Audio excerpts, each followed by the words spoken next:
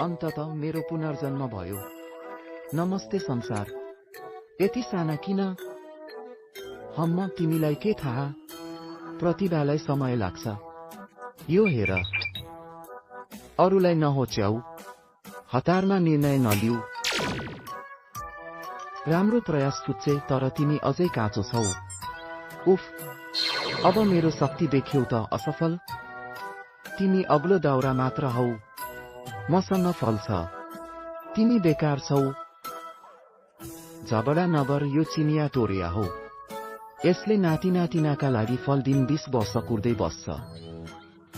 20 वर्ष धेरै भयो, म छाड्छु।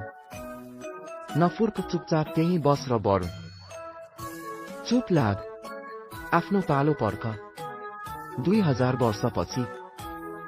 वाह, हाहा, अब मलाई हेर, म अहिले कस्तो लटरम्म छु।